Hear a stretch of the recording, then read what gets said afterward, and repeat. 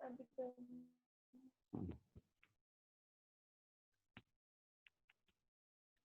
گیا 9:30 ہو گیا.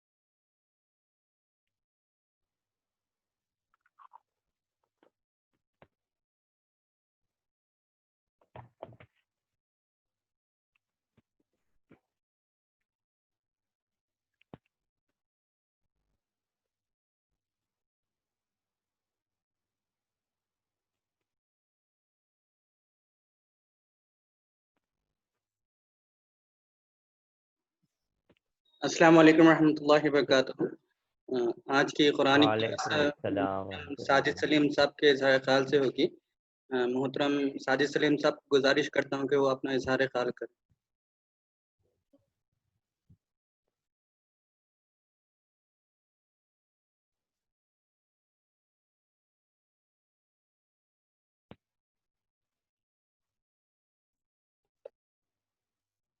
السلام علیکم. وعلیکم السلام ورحمۃ اللہ وبرکاتہ. اعوذ باللہ من الشیطان الرجیم. بسم اللہ الرحمن الرحیم. سورہ الحاقہ کی آیت 13 سے 18 تک اس کا حاصل مطالعہ انشاءاللہ آپ کے سامنے رکھوں گا.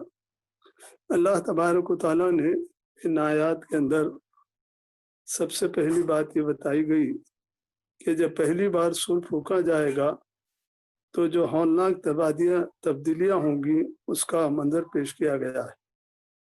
زمین جس پر انسان پرامن طور پر زندگی بسر کر رہا ہے، اطمینان سے چلتا پھرتا ہے، اور زمین انسان کے پیروں تلے نہایت ہی سکون سے رکی ہوئی ہے.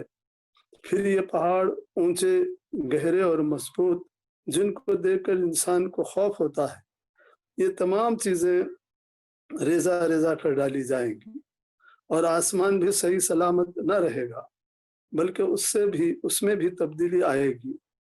اس دن کی ہولناکی ایسی ہوگی کہ آسمان جس نظام پر قائم ہے، سیاروں اور ستاروں کے ساتھ اس کی چولیں کھل جائیں گی، اور اس وقت یہ زمین، پہاڑ، سورج اور آسمان، تمام کہکشاں اور ستارے ایسے ہو جائیں گے جس طرح ذرات اڑتے پھرتے ہیں. اس کے بعد جو منظر پیش کیا گیا ہے کہ رب ذوالجلال کا جلال ہر طرف چھا جائے گا، سور پھونکے جانے اور زمین، پہاڑ ریزہ ریزہ ہونے اور آسمان انتشار کا شکار ہوگا. اس کے بعد پوری کائنات میں ایک تھماؤ آ جائے گا اور رب ذوالجلال اور قہار کی بزرگی اور عظمت ہر طرف چھا جائے گی. آخر میں فرمایا انسان سب کے سب کھلے اور ننگے ہوں گے، جسم، انسان کا ضمیر، اس کا عمل اور اس کا انجام بھی. تمام راز جو پردوں کے پیچھے تھے کھل کر سامنے آ جائیں گے.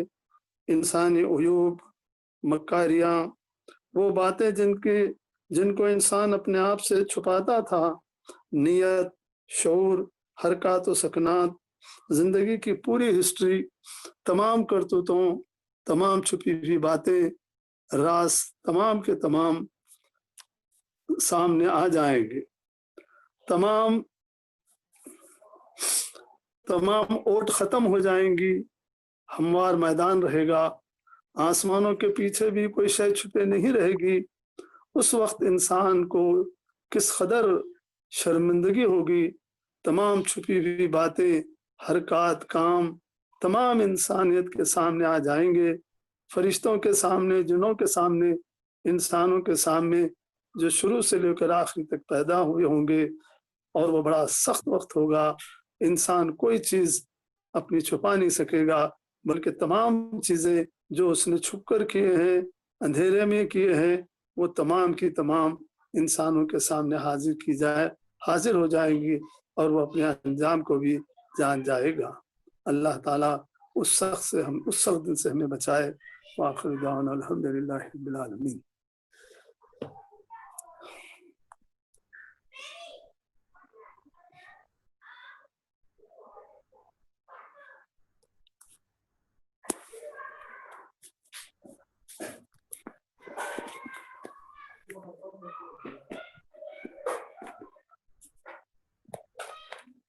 جزاک اللہ خیر محترم۔ میں ساجد سلیم صاحب کا شکریہ ادا کرتا ہوں۔ اب اس کے بعد مولانا فہیم الدین صاحب سے گزارش کرتا ہوں کہ وہ اظہار خیال کریں۔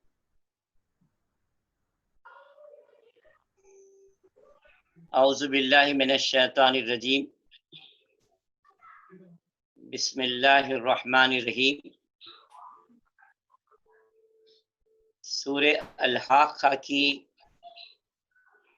آج جن آیتوں کی ترجمانی آپ کے سامنے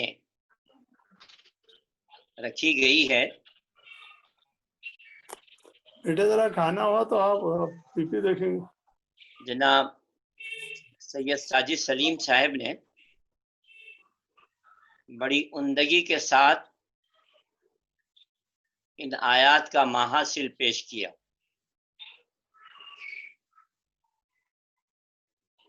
اسلامی عقائد میں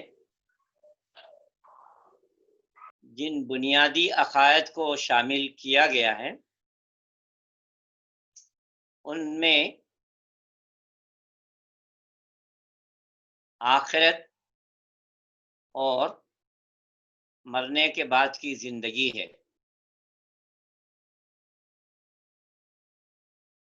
جو لوگ مسلمان ہوتے ہیں وہ دراصل ان عقائد کو قبول کرنے کے بعد جو محمد صلی اللہ علیہ وسلم نے اور قرآن نے پیش کیا، اس کو قبول کرنے کے نتیجے میں وہ مسلمان ہوتے ہیں۔ اگر کوئی شخص نماز پڑھتا ہے لیکن نماز پڑھنے کے ساتھ اس کا ایمان ان باتوں پر نہیں ہوتا جو باتیں قرآن نے اور محمد صلی اللہ علیہ وسلم نے پیش کیا ہے، تو یہ نماز ایسی ہی ہوگی جیسے منافقین پڑھا کرتے تھے۔ اگر ایمانیات پر اسے اعتقاد نہیں ہے، وہ روزہ رکھتا ہے، خیر خیرات کرتا ہے، یہ روزہ رکھنا، خیر خیرات کرنا اس کے لیے اس وقت تک مفید نہیں ہوگا جب تک وہ پہلے سبق ایمانیات کو تسلیم نہ کرے۔ ہمارے دور میں اللہ کا شکر ہے کہ اب ایمانیات کی طرف توجہ دلائی جا رہی ہے، ورنہ بچپن میں ہم نے جس چیز پر زور دیتا ہوا دیکھا وہ یہ تھا کہ آپ نماز پڑھ لیجیے، وضو ایسے کرتے ہیں، افطار اتنے بجے کرنا ہے، حج کے لیے یہ کپڑے پہننے ہیں۔ لیکن اس زمانے میں یہ نہیں سکھایا گیا نماز کس کی پڑھنی ہے، کیوں پڑھنی ہے، روزہ کس کے لیے رکھنا ہے، حج کو جا رہے ہیں تو کس کے گھر کو جا رہے ہیں۔ توجہ دلائی جاتی تھی حلال کھاؤ، حرام سے بچو، لیکن اس پر توجہ کم تھی کس نے حلال کیا اور کس نے حرام کیا۔ اگر حرام کھائیں گے تو کون ناراض ہوگا، حلال کھائیں گے تو کون خوش ہوگا۔ پردے سے رہیے، شرم حیا کیجیے، فضول خرچی نہ کیجیے۔ یہ معلوم نہیں تھا پردے سے رہنے کا حکم کون دے رہے ہیں۔ بے پردگی ہوگی تو پھر اس کا نقصان کس کو کہاں ہوگا، یہ نہیں بتایا گیا۔ اسلام میں سیاست کے اعتبار سے حاکم کون، قانون کس نے دیا، اور قانون پر اگر چلا جائے تو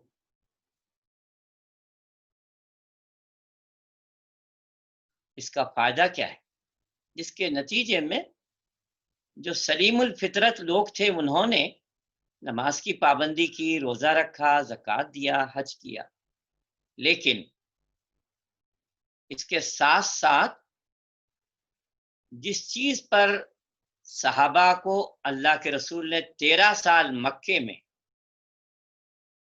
جس چیز کو دل میں بٹھا کر یقین کامل پیدا کیا تھا، اس کی طرف دھیان کم ہوا، جس کا معاملہ یہ ہوا نارمل حالات میں تو لوگوں نے اسلام کی پابندی کی، لیکن اب نارمل حالات میں کتنے ہی لوگ دین کی بنیادوں کو نہ سمجھنے کی وجہ سے کیا ہو گئے۔ جو لوگ آج 70-75 برس کے ہیں، 80 اور 100 سال کے ہیں، وہ اچھی طرح جانتے ہیں 1947-48 میں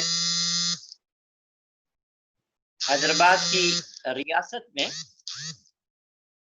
جو ملٹری ایکشن یا پولیس ایکشن جسے کہا جاتا ہوا تھا، دیہاتوں میں کیا ہوا، کتنے ہی لوگ ایسے تھے جنہوں نے نئی تبدیلی میں اپنے آپ کو ایڈجسٹ کرنے کے لیے کیا کچھ نہیں کیا۔ وجہ صرف یہ تھی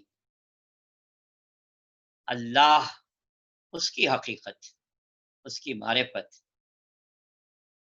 رسالت، محمد صلی اللہ علیہ وسلم، ان کا مقام اور مرتبہ، قرآن اور سنت، اس کی آئینی حیثیت،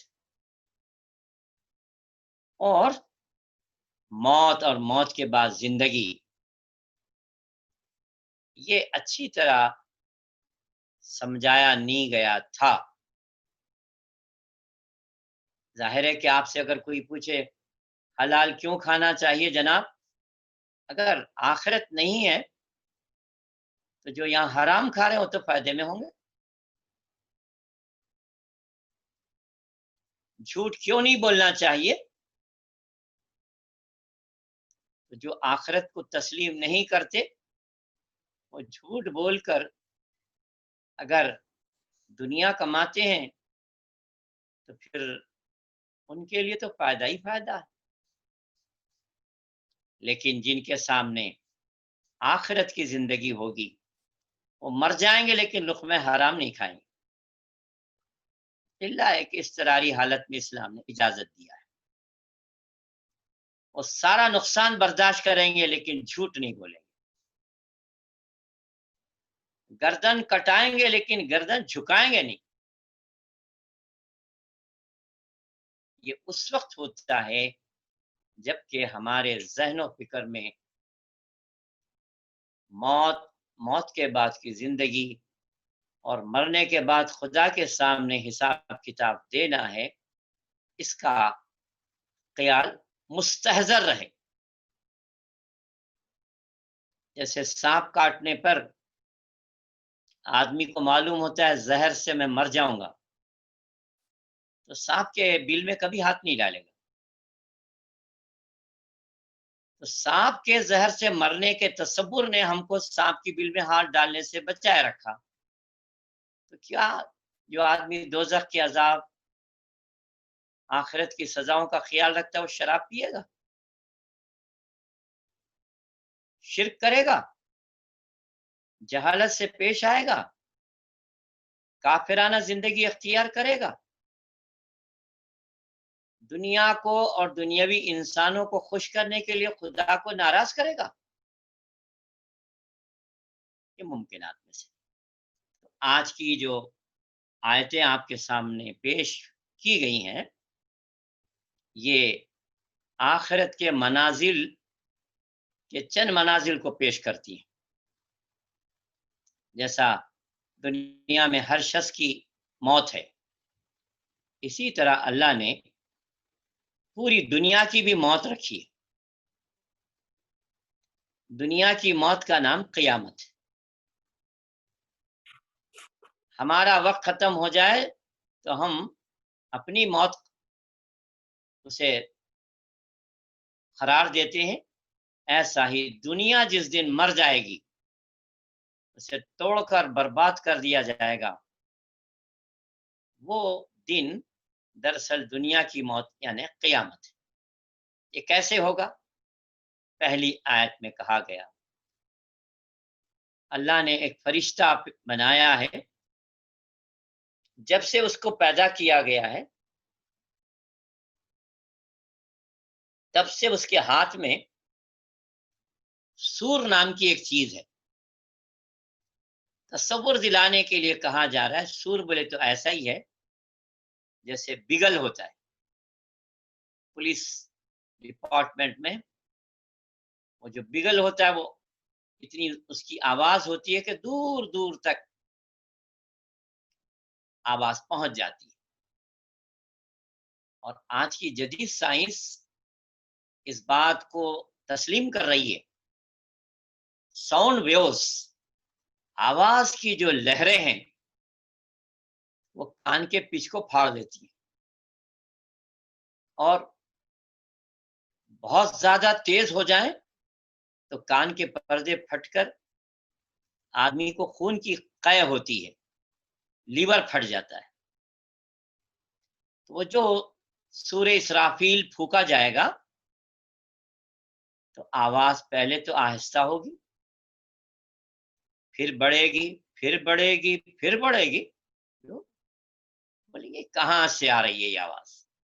تب توجہ دیں گے وہ دراصل آواز سورہ اسرافیل کی ہوگی۔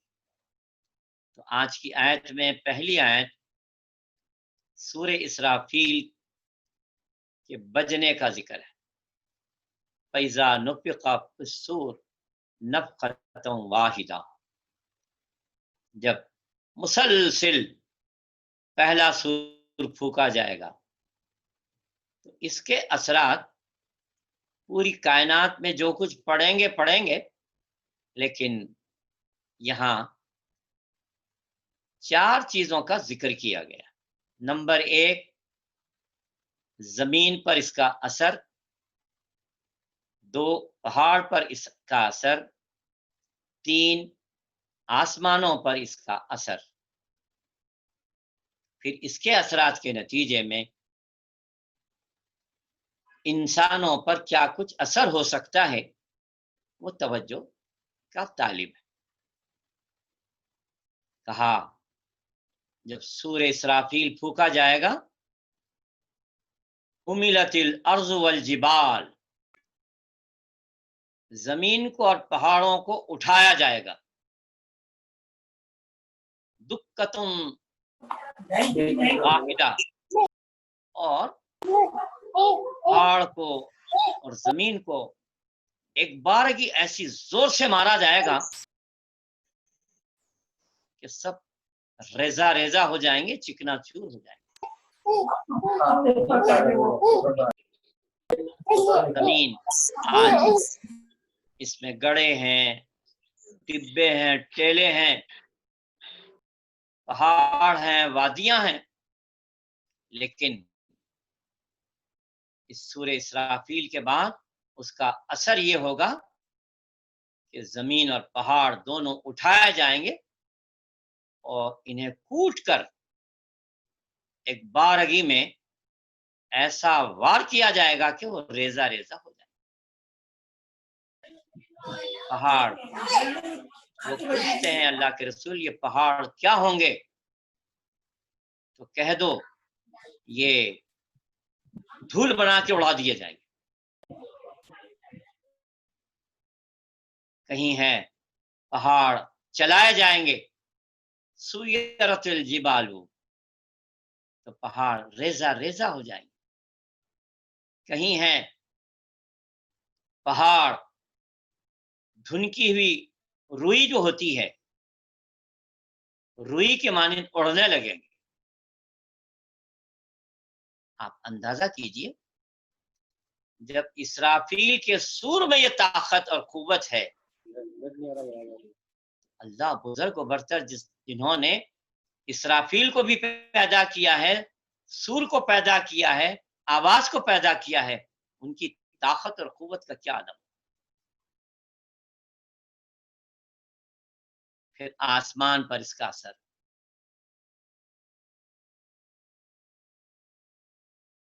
آسمان کے تنابے کھینچ دیے جائیں گے اور وہ ڈھیلا ہو جائے گا۔ 30ویں پارے کی بہت سی صورتیں اس بات کا اظہار کرتی ہیں۔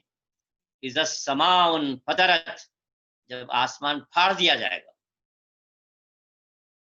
اذا السماء انشقت، جب آسمان شق ہو جائے گا۔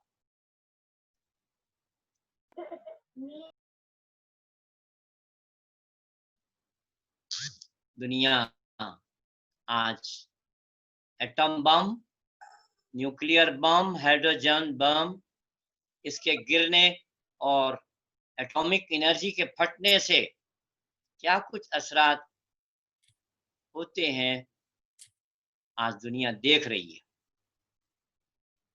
اب وہ دنیا کا آخری دن ہے اور آخری دن کا اختتام اس بھیانک انداز سے ہو رہا ہے۔ سورہ فجر میں بتایا گیا اذا دکت الارض دکن دکا، ایک ہی چوٹ میں زمین کو ریزہ ریزہ کر دیا جائے۔ وجاء ربک والملک صفا صفا، اس وقت اللہ جل جلالہ، اللہ بزرگ و برتر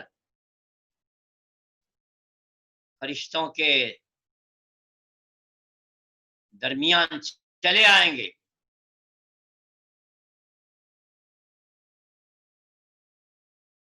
ایسی بڑی بڑی مخلوق، زمین، پہاڑ، آسمان، ان کا یہ حال ہوگا تو اندازہ کیا جا سکتا ہے پہاڑ کے مقابل میں جسمانی حیثیت سے انسان کی کیا حیثیت ہو سکتی ہے۔ پوری زمین کے مقابل میں ایک انسان کا حجم، اس کی کمیت کیا ہو سکتی ہے۔ آسمان کے مقابل میں انسانوں کا کیا حال ہو سکتا ہے۔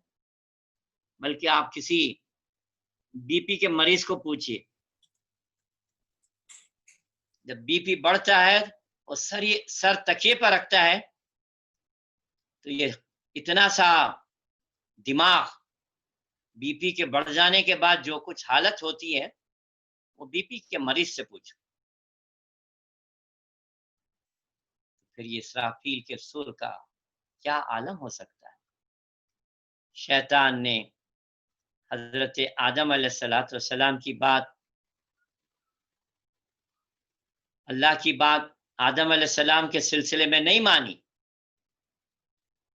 سجدہ نہیں کیا۔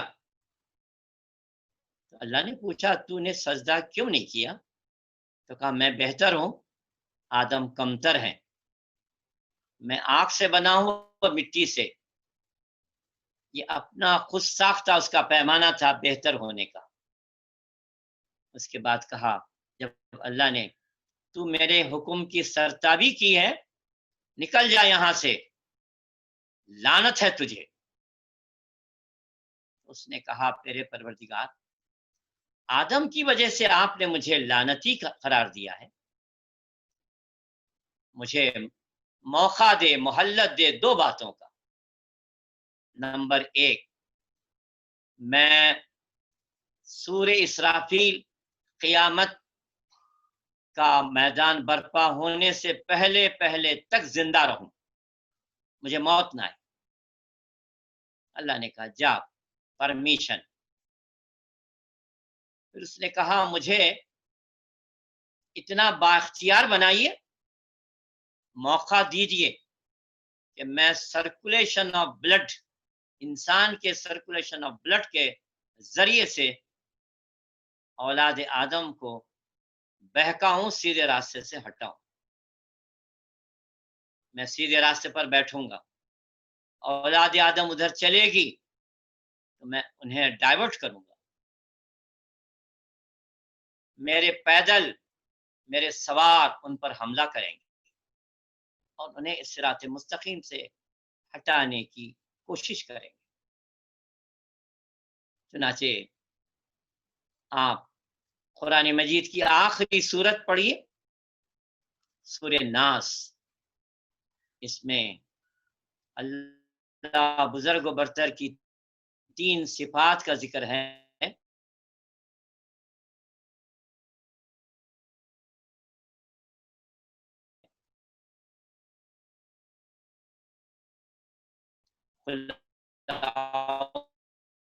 برب الناس، اپنی حفاظت میں لے لے، کس بات سے؟ من شر الوسواس الخناس، خناس کے وسوسوں سے بچا لے۔ فی صدور الناس، جو انسانوں کے سینوں میں خون کی گردش کے ساتھ وسوسے ڈالتا ہے۔ من الجنۃ والناس، یہ جو خناس ہیں، پلیت مخلوق، یہ انسانوں میں سے بھی ہوتے ہیں اور جنوں میں سے بھی۔ اگر یہ خناس سینوں میں وسوسے ڈالے تو ان کو اتھارٹی ہے؟ اللہ نے ان کو بھی اجازت دی۔ تو قیامت آنے تک، سورہ اسرافیل پھونکے جانے تک، یہ ہمارے دشمن ہمارے ساتھ ہیں۔ تو کل قیامت کے سور سے زمین اور آسمان کو ٹکڑے ٹکڑے، ریزہ ریزہ کر دیا جائے گا، آسمان کی تنابیں ڈھیلی کر دی جائیں گی، اور فرشتے جو اس انتظام پر مامور ہیں وہ سب کنارے کنارے موجود ہوں گے۔ نئی دنیا، نیا وقت، نیا زمانہ، نئی زمین، نئی آسمان بن رہی ہے۔ پھر کہا یہ تو ہو گیا معاملہ زمین، آسمان اور پہاڑوں کا، انہیں میدے کے آٹے کی طرح کر دیا جائے گا اور میدان حشر برپا ہوگا۔ پورے انسان جنہوں نے آدم علیہ السلام سے لے کر آخری تک اس دنیا میں آ کر سانس لی تھی، ان سب کو اس میدان حشر میں جمع کیا جائے گا، جہاں کوئی گڑا، کوئی ٹبا، کوئی سایہ، کوئی ٹیلا، کوئی جھاڑ نہیں ہوگا، تاکہ پوری دنیا سب انسانوں کو بیک وقت حساب لیتے ہوئے دیکھ سکے۔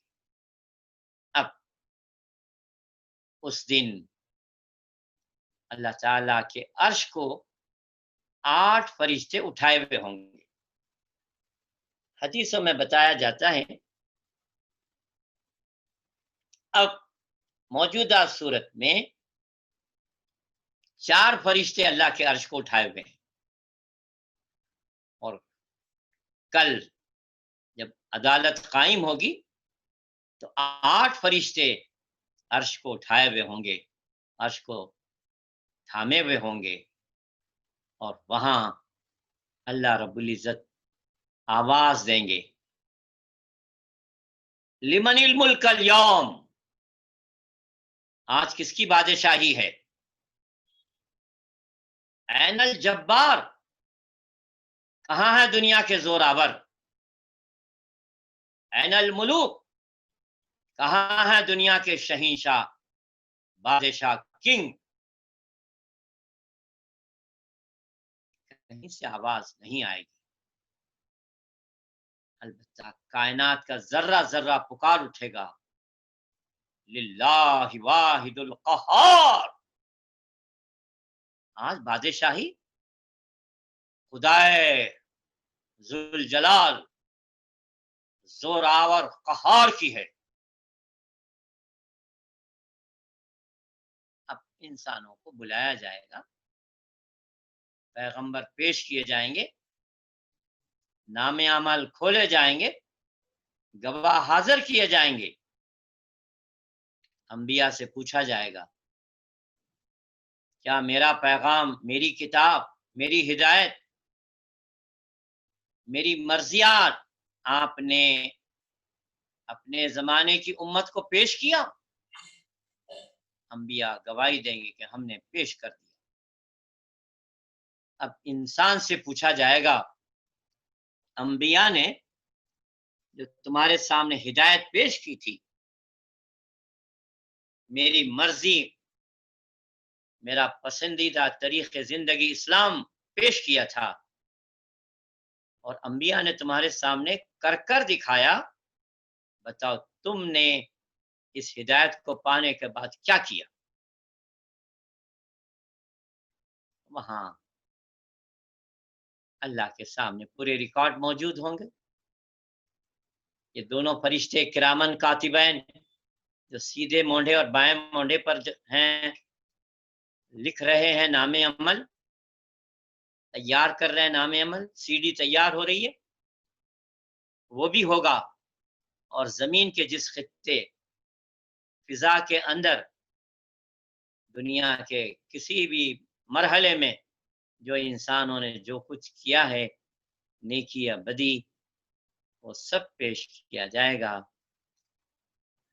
یہ پیش کرنے کے علاوہ خدا بزرگ و برتر راست، براہ راست ہر ایک سے باخبر ہوگا، کل انسانوں کو خدا کے دربار میں حاضر کیا جائے گا۔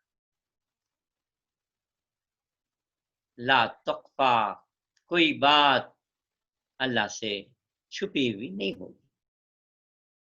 میرے بھائیوں، اب حساب کتاب دینے کے لیے آپ اکیلے، میں اکیلے دربار الہی میں حاضر کیا جاؤں گا، اور پوچھا جائے گا بتائیے عمر میں نے آپ کو دی تھی، اس عمر کو جو نعمت تمہیں ملی تھی، امانت تھی، تمہاری عمر کس کام میں تم نے خرچ کیا؟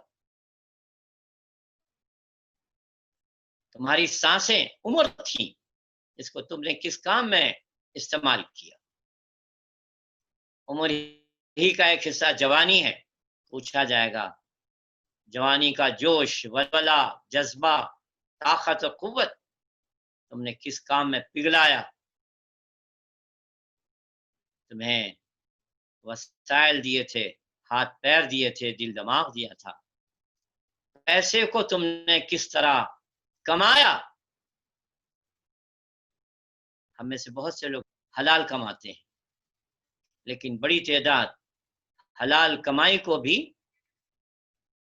ناپسندیدہ اسراف اور تبذیر میں خرچ کر کر اللہ کو ناراض کر دیتے۔ پوچھا جائے گا تمہاری حلال کمائی ہی تم نے جو کمائی تھی، یا جو کچھ بھی جس تم نے کمایا تھا، کس کام میں خرچ کیا؟ کیا سگریٹ پینے والوں سے نہیں پوچھا جائے گا تمہاری بہن کو کپڑے نہیں تھے، تم سگریٹ 100 روپے کے سگریٹ پیتے تھے؟ تمہارے گھر کے آس پاس کتنے یتیم بیوائیں تھے، تم نے شادی خانے پر، بارود پر، رقوں پر کتنے لاکھ روپے خرچ کیے، یتیم تڑپتے رہے۔ حفیظ میرٹھی بہت اچھا بولتے ہیں، تربتوں پر چادروں کی چادریں چڑھتی رہیں، کتنے ہی لاشیں رہ گئے بے گور و کفن۔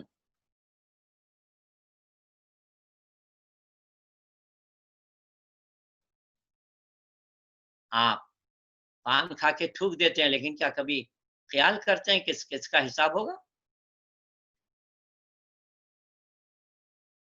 یہ ہے آج کی آیات کا خلاصہ، جس میں بتایا گیا سورہ اسرافیل پھونکا جائے گا اور پہلے سور کے اثرات زمین پر، پہاڑ پر، آسمان پر اس طرح سے ہوں گے، اور پھر فرشتے وہاں آسمانوں کے کناروں پر بھی ہوں گے، اور ساتھ ساتھ عرش الہی تھامے ہوئے 8 فرشتے ہوں گے۔ انسانوں کو رب کے سامنے، رب کے دربار میں پیش کیا جائے گا، انبیاء بھی پیش ہوں گے، ہم بھی پیش ہوں گے، گواہان پیش ہوں گے، ریکارڈ پیش ہوں گے۔ اب اس دن وہ کامیاب ہو گیا جس کو اللہ نے بغیر حساب کتاب کے جنت میں داخل کر دیا۔ کچھ ہیں اللہ کے نیک بندے جن کو اللہ تعالیٰ بغیر حساب کتاب کے جنت میں داخل کرے گا۔ کچھ بندے ہوں گے جن کو اللہ تعالیٰ کل آسانی سے حساب لے کر جنت میں داخل کریں گے۔ کچھ بندے ہوں گے جن کو اللہ کی عدالت برخاست ہونے تک ٹھہرا کر، سفارش کر کر جنت میں داخل کیا جائے گا، اور کچھ بندے ہوں گے جو کٹ کر جہنم میں گریں گے جب وہ پل صراط پر سے گزر رہے ہوں گے۔ آئیے، آج عمل ہے، حساب نہیں، کل حساب ہوگا، عمل نہیں، اس کا خیال کیجیے۔ حضرت عمر رضی اللہ تعالیٰ نے کیا اچھی بات کہی، تم اپنا حساب لے لو اس سے پہلے کہ خدا تمہارا حساب لے۔ یہی وجہ ہے بڑے بڑے صحابہ جن کو عشر مبشرہ کہا گیا، وہ بھی لرزتے تھے، کانپتے تھے۔ آج کی دنیا نماز پڑھتی ہے، روزہ رکھتی ہے، خیر خیرات کرتی ہے، حج کو جاتی ہے، لیکن اسے معلوم نہیں ہے آخرت کیا ہے۔ آئیے ہم قرآن مجید اور محمد صلی اللہ علیہ وسلم اور صحابہ کی زندگی سے ایمان سیکھیں اور اللہ پر کیسے ایمان لائیں جانیں، محمد صلی اللہ علیہ وسلم پر ایمان کا تقاضا کیا ہے وہ پہچانیں، آخرت کیا ہوتی ہے، کیا ہے، اس دن کیا ہوگا، اس کا احساس کرتے ہوئے دنیا کو امتحان کی جگہ سمجھتے ہوئے گزاریں، اور خیال کریں ہم امتحان میں ہیں، کل نتیجہ دیکھنا ہے انشاءاللہ۔ پرسوں ہر ایک کے رزلٹ آؤٹ ہوں گے، کچھ لوگوں کو سیدھے ہاتھ میں اور کچھ لوگوں کو بائیں ہاتھ میں نام عمل دیا جائے گا، ان کا ذکر پرسوں آئے گا۔ کل ہم حضرت امام مالک جو دوسرے فقیہ اسلام ہیں، محدث ہیں، ان کی زندگی پڑھیں گے، امام مالک کی، اور اس کے بعد پرسوں قرآن مجید کی سورہ الحاقہ کی وہ آیتیں پڑھیں گے جس میں نام عمل دیا جا رہا ہوگا۔ پھر امام شافعی آئیں گے اور سورہ الحاقہ کا آخری رکوع ہوگا۔ پھر انشاءاللہ امام احمد حنبل ہوں گے، اور ایک نئی صورت ہم کون سی پڑھنا ہے الطاف بھائی طے کریں گے۔ سبحان ربک رب العزت عما یصفون، سلام علی المرسلین والحمد للہ رب العالمین۔ جزاک اللہ خیر۔ میں مولانا محترم فہیم الدین صاحب کا شکریہ ادا کرتا ہوں اور تمام شرکاء کا شکریہ۔ اب میں آپ کے سامنے پیش خدمت ہوں، اگر کوئی بات آج کی آیات میں مزید سمجھنے کی ہو یا آپ نے کچھ اور اچھی طرح سمجھا ہو تو سوال بھی کر سکتے ہیں، پیش بھی کر سکتے ہیں۔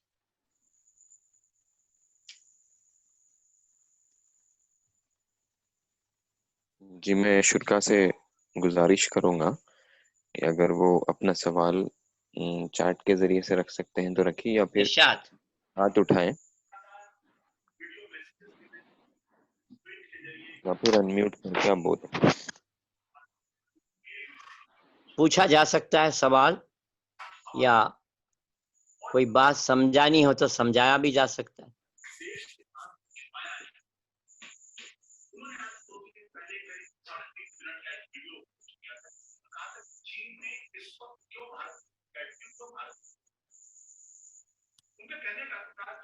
ذرا سا ادھر آتے کیا؟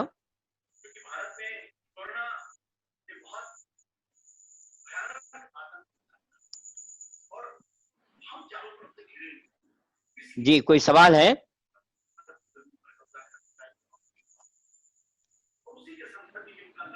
ذرا ادھر آئیے صدر، ادھر آئیے۔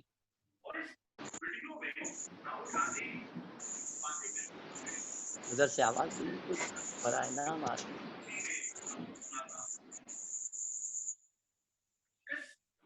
مولانا ایک سوال ہے، مولانا آپ سن پا رہے ہیں؟ جی کوئی سوال جی ہاں مولانا، ایک سوال یہ ہے فرمائیے۔ کہ اللہ تعالیٰ جو ہے وہ تو عرش پر ہے، اس جی کے فرشتے اٹھائے ہوئے ہیں۔ جی یہاں سے ایک بحث یہ بھی نکلتی ہے کہ جی اللہ تعالیٰ عرش پر مستوی ہے جی تو وہ محدود ہو گیا ہے اپنے آپ کو، جی تو جی یہ ایک بڑی بحث ہے کہ خدا عرش پر ہے یا خدا کائنات میں ہے اور جی خدا ہر جگہ ہے۔ جی یہ ایک مسئلہ ہے کہ کیا ہم خدا کو ہر جگہ سمجھے یا پھر خدا عرش پر ہے، اس کو جی تھوڑا سا ذرا واضح سمجھنا چاہتا ہوں۔ اچھا جزاک اللہ۔ اصل میں آپ ہی نے سوال بھی کیا ہے اور اس کے دونوں جواب بھی آپ ہی نے ارشاد فرمائے ہیں، اور دونوں باتیں بھی ہماری امت میں رائج ہیں۔ امت کا ایک طبقہ جو اہل حدیث کہلاتا ہے وہ کہتا ہے کہ اللہ تعالیٰ نے 6 دنوں میں آسمان بنایا اور 7ویں دن ثم استوى علی العرش، اللہ تعالیٰ عرش پر جلوہ افروز ہوئے۔ یہ ظاہری معنوں کو من و عن لیتے ہیں۔ بعض حضرات اس مسئلے میں ایک دوسرا نقطہ نظر رکھتے ہیں، جیسا کہ آپ نے بتایا اللہ جسم سے ایک جگہ مقید ہونے سے مبرہ ہے، تو پھر اس کا مطلب کیا لیا جائے؟ اللہ ہر جگہ موجود ہے کا مطلب یہ ہے وہ علم کے اپنے علم کے لحاظ سے ہر جگہ موجود ہے، اور اس کی کیفیت کیا ہے، عرش کی کیفیت کیا ہے، وہ کیسا موجود ہر جگہ ہے، یہ تمام باتیں ایسی ہیں جو بڑی گہرائی اور گہرائی چاہتے ہیں۔ اس کو آپ نے جس حد تک سمجھا ہے وہ بہت صحیح سمجھا ہے۔ 2 نقطہ نظر ہیں، اللہ اپنے جسم سے پاک ہے، ہر جگہ موجود بھی ہے، لیکن وہ مقید نہیں ہے۔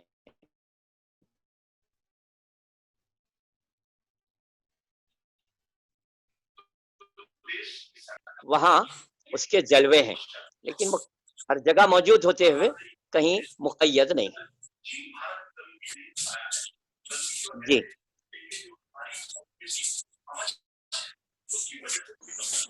جی اور کوئی سوال؟ آپ جو ایکسپلین کیے ہیں جی اسی سے تاکہ وحدت الوجود کا جو کانسیپٹ جی آپ جو کی اسی میں آتا ہے اس سے ہٹ کے۔ ہاں بلال بھیا، آپ کبھی مجھ سے علیحدہ میں وحدت الوجود وحدت الشہود کی بات پوچھ لیجئے، یہ بہت گہرا فلسفہ ہے، جی عوام الناس کی موجودگی میں 5-7 منٹ میں نہیں سمجھایا جا سکتا. ٹھیک ہے. جی جی میں ہمارے پارٹیسپینٹس میں 2 لوگوں نے انمیوٹ کیا ہے، ان کی آواز سے ڈسٹرب ہو رہا ہے. ریحانہ سلطانہ صاحبہ اور جناب انور بیگ صاحب سے گزارش ہے کہ وہ میوٹ کر دیں، ڈسٹرب تھوڑا سا آواز آ رہی ہے اس میں. جی مولانا ایک تجویز یہ تھی کہ اگر کل یا پرسوں میں قربانی کے مسائل پر اگر ہماری بات ہو تو کیا اب مناسب رہے گا؟ چونکہ قربانی کا معاملہ ہی قربانی ہے، پولیس ایک طرف ہے، بی جے پی کی گورنمنٹ دوسری طرف ہے، ہمارا ڈر اور خوف تیسری طرف ہے، قربانی کرنے کے بعد لے جا کے کس کو دینا، کون لینے والا ہے، وہ چوتھی طرف ہے. تو یہ بہت گمبھیر مسائل سے اس سال امت گزر رہی ہے. اب زیادہ سے زیادہ اتنا مسئلہ پیش کیا جا سکتا ہے، جو کھاتے پیتے لوگ ہیں جس کو ہم صاحب نصاب، یعنی صاحب نصاب کے معنی جو 52 تولے چاندی رکھتے ہیں یا 52 تولے چاندی خرید سکتے ہیں. آج کل چاندی کیا قیمت ہے؟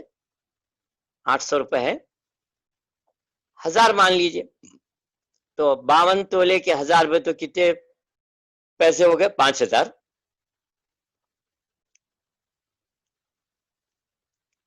1000 روپے کو تولا چاندی بتو 50 تولے کے کتنے روپے ہو گئے؟ جلدی میتھمیٹکس والے کرو. چلو ساجد سلیم صاحب کیلکولیٹ کر کے بولو.